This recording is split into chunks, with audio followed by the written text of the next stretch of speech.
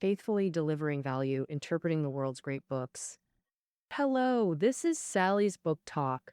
Today, we're diving into that classic military masterpiece known far and wide, Sun Tzu's Art of War. The original book has only 6,450 characters, but every word is a gem, like war is a matter of vital importance to the state, and know yourself and know your enemy, and you'll never lose a battle. These famous quotes are practically memorized by everyone. After soaking in these brilliant insights from Sun Tzu, we got to talk about the author Sun Wu. So, according to a Tang Dynasty record, Sun Wu lived during the spring and autumn period. His great-grandfather and grandfather both made their mark through warfare, hoping future generations would shine in the military. That's why Sun Wu has Wu in his name, meaning marshal. His father became a high-ranking official in the state of Qi. This gave Sun Wu access to Qi's military history and sparked his deep focus on it. Wars were frequent in the spring and autumn period, 384 conflicts over 294 years, averaging 1.3 per year. Oh, these wars became the source of Sun Tzu's military ideas. Sure. Beyond analyzing past wars, Sun Wu was a hands-on warrior with real combat experience, like when he and Wu Zichu led 30,000 Wu troops to crush 200,000 Chu forces and quickly captured the Chu capital. Military experts later praised him, saying only Sun Wu could be invincible with such a small army. Clearly, Sun Wu was a military master who combined theory with practice. So, what does Sun Tzu's Art of War cover? Who's read it throughout history and worldwide, and what impact has it had? In today's fast-changing modern warfare, is there still a role for Sun Tzu's Art of War? Next, I'll guide you into Sun Tzu's Art of War. First, we'll explore the content inside. Later, we'll tackle those external questions. The original Art of War has 13 chapters: planning, waging war, attack by stratagem, tactical dispositions, energy, weak points and strong, maneuvering, and so on. At first glance, it sounds a bit overwhelming, but really, it boils down to four areas: combat training, logistics, and tactics. Let's dive in. First up, the combat section. First off, we need to clear up a myth. Some think Sun Tzu's Art of War is all about tricks to beat stronger foes without valuing strength. But actually, it's not like that. Sun Tzu argues that you should only use tactics when your military strength is superior. If you're weaker, don't stubbornly fight to the death. In his views, strength is the top priority in warfare. In the chapter on attack by stratagem, he specifically stresses, if 10 times the enemy, surround them. If 5 times, attack them. If double, divide them. If equal, be able to fight. If fewer, be able to evade. If inferior, be able to avoid them. In plain terms, if your troops are 10 times the enemy's, it's best to crush them overwhelmingly. If your troops are outnumbered, it's better not to fight at all. Besides military strength as essential hardware, Sun Tzu also highlights the role of supporting software, like peacetime training and wartime command. An army, to win, you gotta first check how your supporting software is holding up. This includes whether the generals are capable, whether orders get enforced, whether soldiers are tough, whether tactics are sharp, and whether rewards and punishments are fair. Of course, if all these are in place, your odds of winning go way up. Hold on. Why does he say that even with all this, victory isn't guaranteed? This brings us to Sun Tzu's incredibly broad perspective on warfare. He doesn't just talk military, he sees the tight links between economy, politics, diplomacy, and war, where economic strength sets the potential for conflict.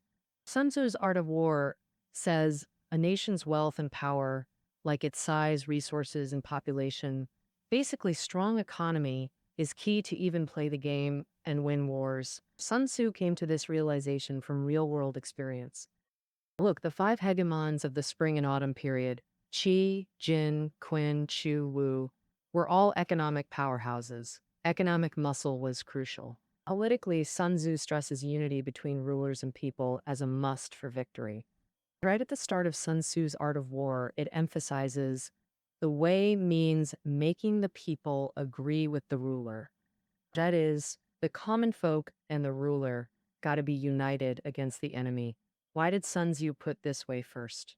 This might be inspired by a famous battle, the Battle of Muye. The Battle of Muye was the war where King Wu attacked King Zhou. Back then, King Wu of Zhao closed in on the Shang capital. King Zhao sent troops, but most were slaves and POWs. They weren't loyal to Zhao, didn't care about defending the capital, just saving themselves. So they switched sides mid-battle, leading to Zhao's total collapse. Of course, economy and politics are internal national issues that need long-term nurturing. So, outside of a country, what factors might affect warfare? This requires diplomacy.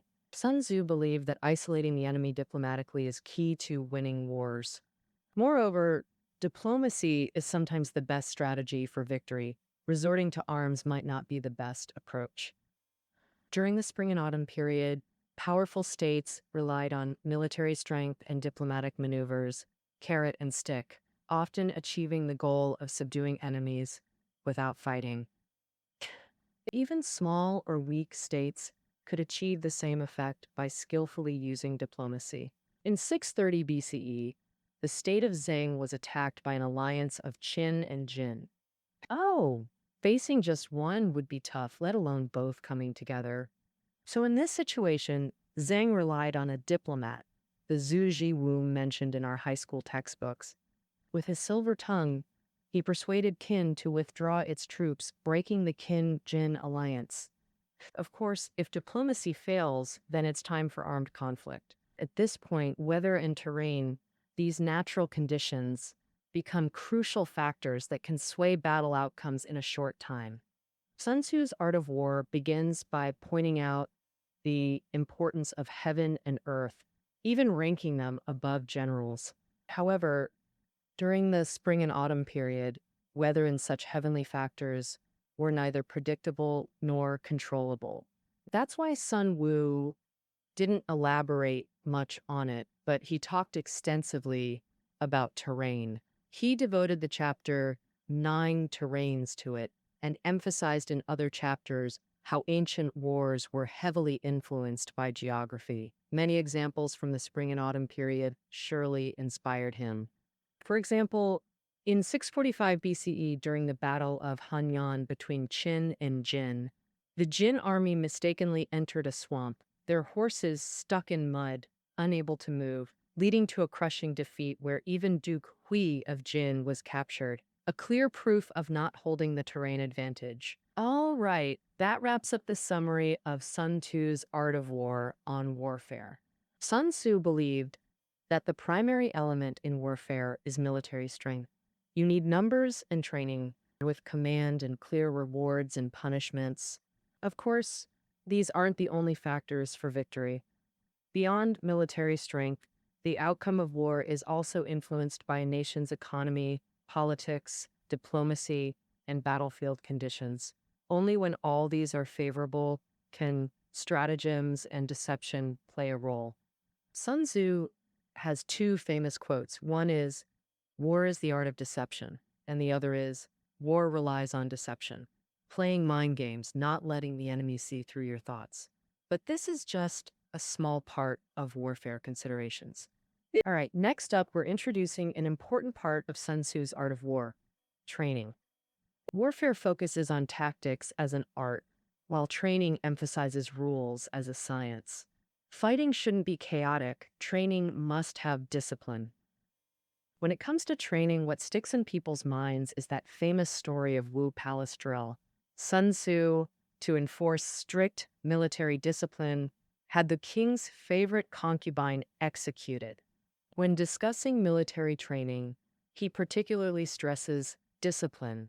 Only then can you achieve the state of managing many as if they were few. Beyond strict discipline, applicable to all. Sun Tzu also highlights training generals and soldiers. Training generals means boosting your ability to command troops. He believed that generals are the soul of army building and must possess 5 key qualities: wisdom, trustworthiness, benevolence, courage, and strictness. Here, Sun Tzu specifically points out flaws in unqualified generals, like being overly honest and loving the people. These are usually seen as good traits. So, why are they flaws to Sun Tzu?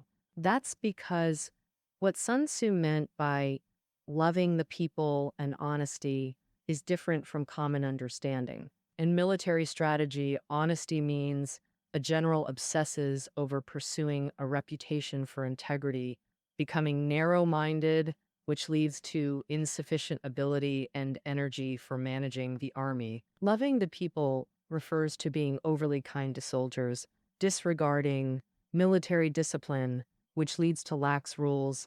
The famous Western Han general Li Guang had exactly these flaws, so he suffered repeated defeats, never achieved high rank, and ended up committing suicide.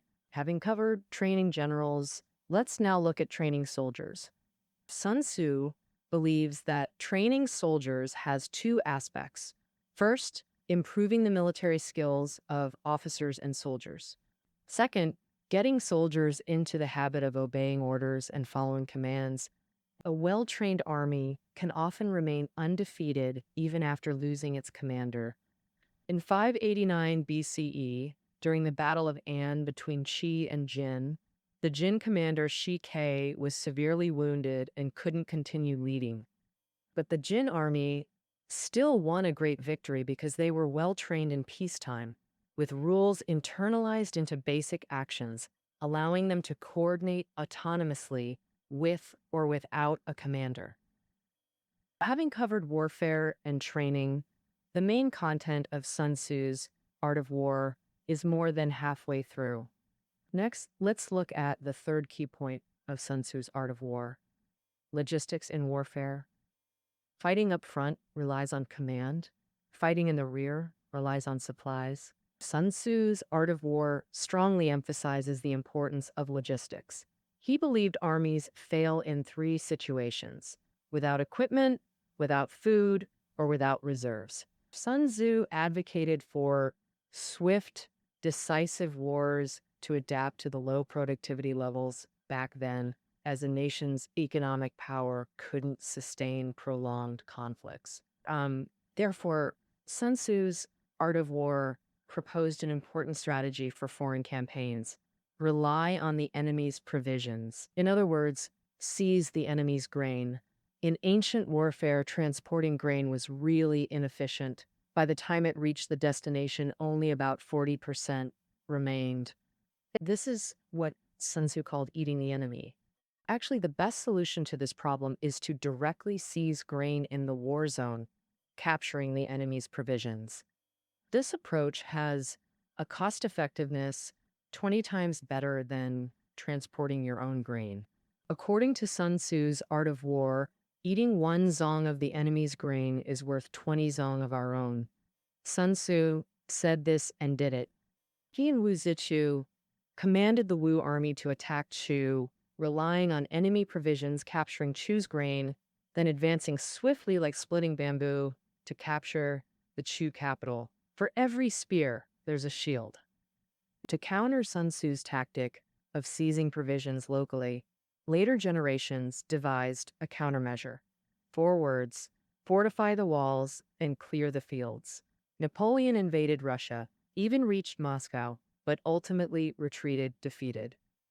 It was because the Russian commander Kutuzov implemented the policy of fortify the walls and clear the fields.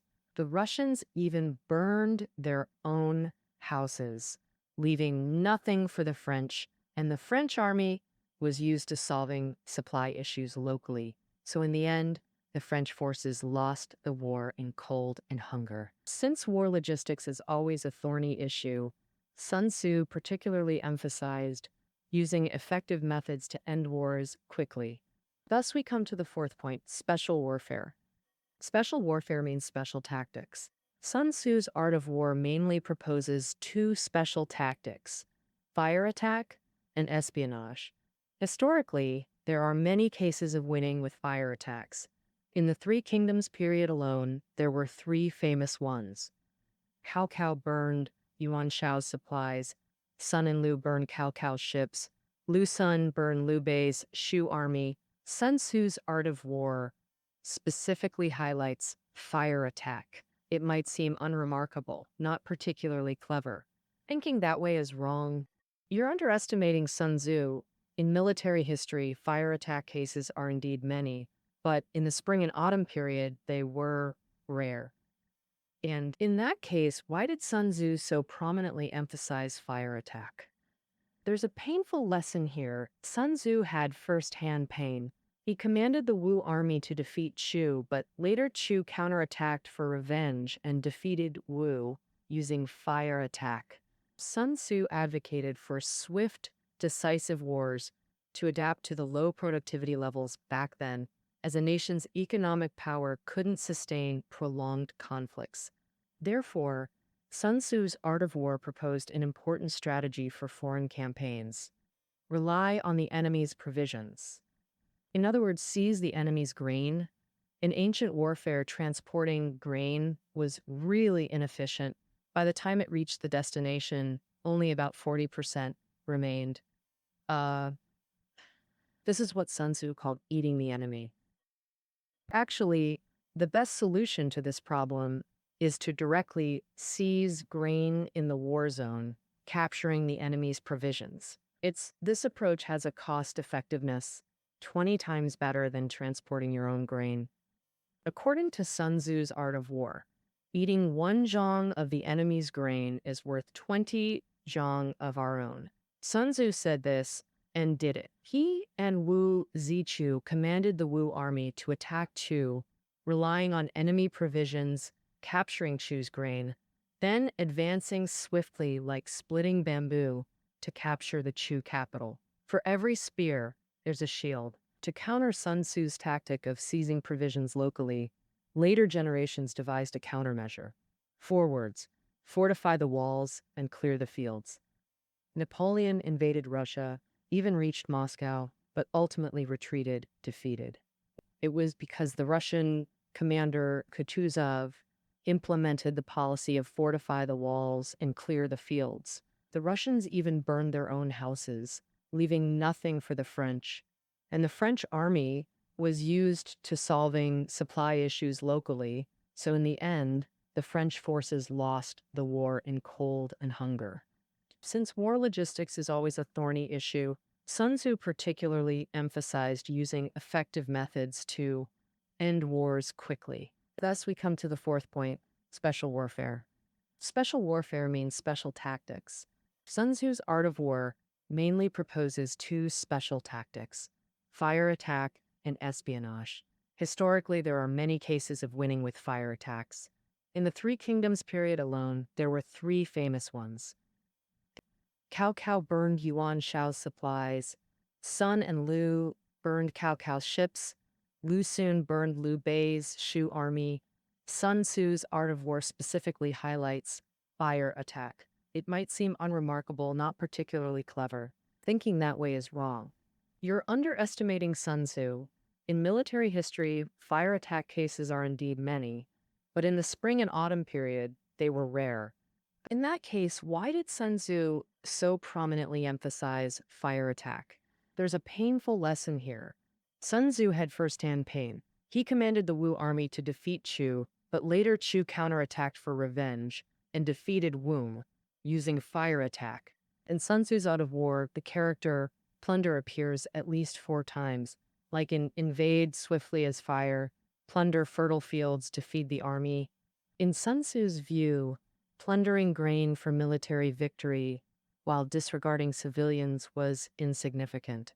Purely from a military angle and short-term perspective, this holds true. But holistically and long-term, it might not be beneficial. This reveals Sun Tzu's potential short-sightedness. The third weakness is Sun Tzu's emphasis on offense over defense.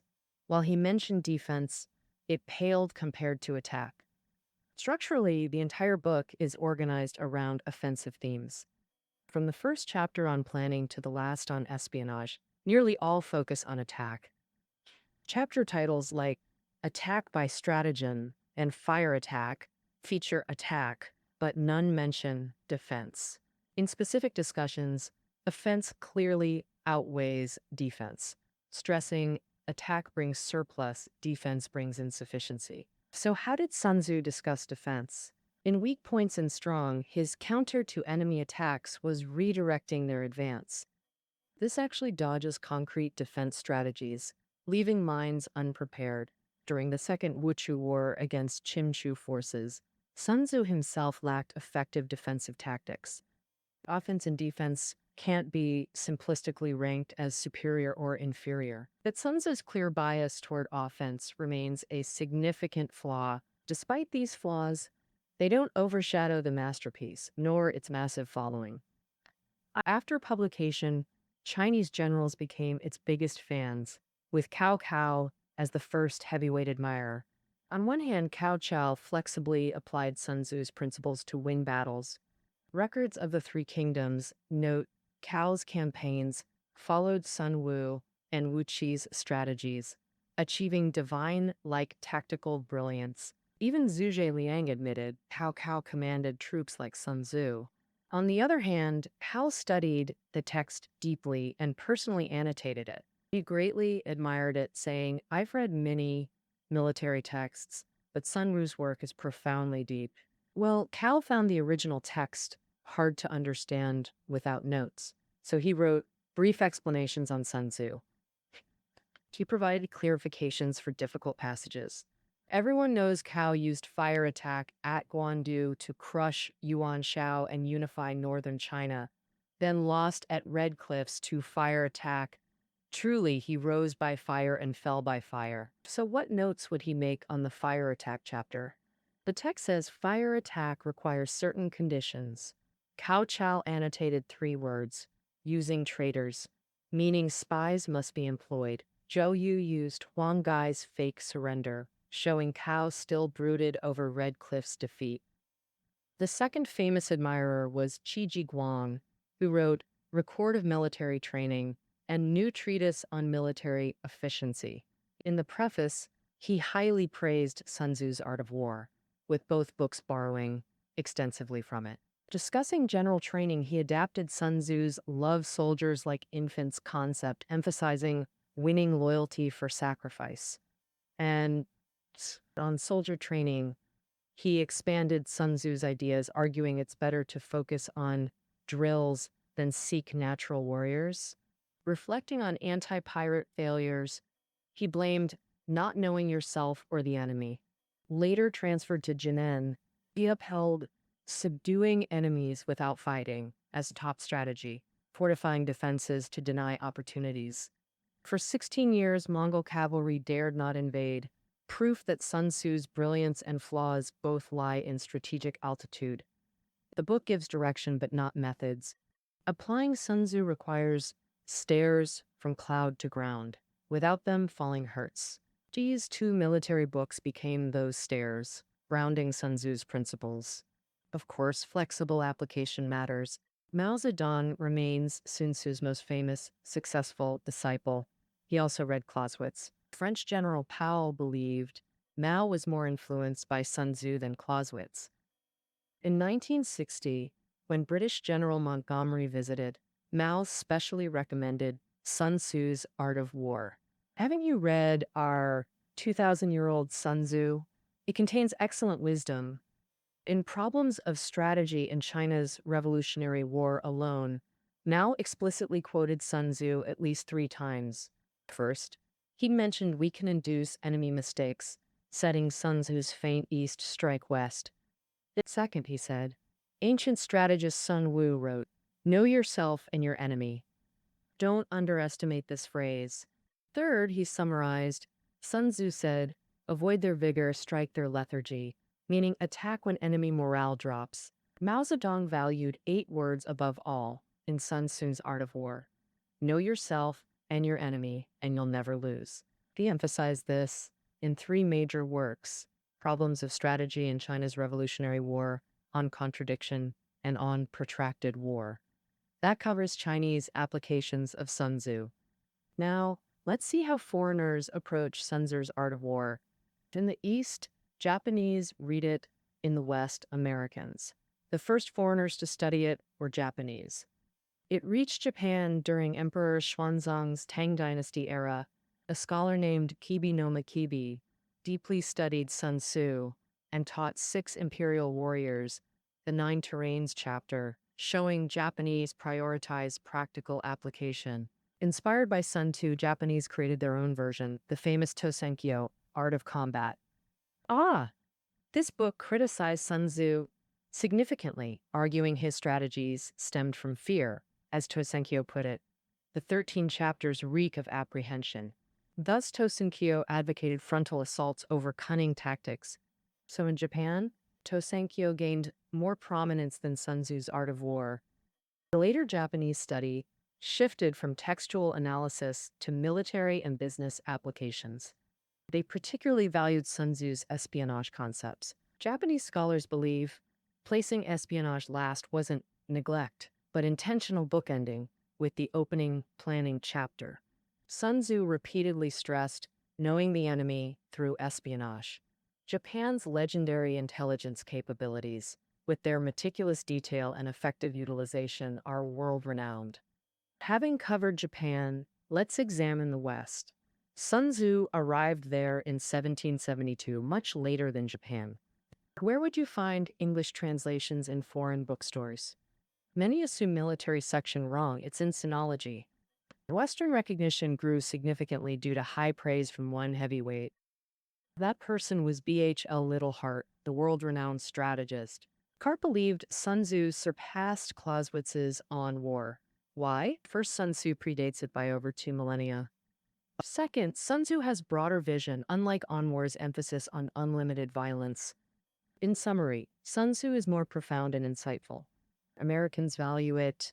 After World War II, they studied Sun Tzu's Art of War largely to understand Chinese thinking. On one hand, Americans see Sun Tzu as a symbol of wisdom and strategy. On the other, they feel the Chinese might use Sun Tzu's cunning against them. So in the US, who's more popular, Sun Tzu or Clausewitz? Between 2005 and 2014, the New York Times conducted a survey, and the results were quite fascinating. Articles mentioning Sun Tzu, 93; Clausewitz, only 68. You could say Sun Tzu beat Clausewitz on his home turf. In this survey, Sun Tzu was mentioned more in cultural and economic articles. But in military fields, Clausewitz was mentioned more. In diplomacy, it was a tie. This shows Sun Tzu's broader applicability across domains. Having covered Sun Tzu's journey through time, we inevitably come to a practical question. Is Sun Tzu's Art of War still useful in modern warfare? That's where we look at the U.S. situation. After the 1990 Gulf War, the U.S. military sparked a wave of studying this text. Since then, new military theories have emerged, often influenced or inspired by Sun Tzu, like the famous shock and awe. Take this theory as an example. Its proposer, General Harlan Ullman, mentioned Sun Tzu 17 times in his book Shock and Awe, Achieving Rapid Dominance, while Clausewitz only appeared 6 times. On March 20th, 2003, the Iraq War broke out. That day, a reporter interviewed Harlan Ullman asking, "How was the shock and awe theory developed?" He replied, "Actually, the roots of this theory come from China. Thousands of years ago, the renowned Chinese military theorist Sun Tzu wrote, 'To subdue the enemy without fighting is the acme of skill.' Presumably, in future eras, Sun Tzu's Art of War will continue to demonstrate its timeless charm." All right, that concludes our interpretation of Sun Tzu's Art of War for you. Listening notes are below the audio. See you tomorrow.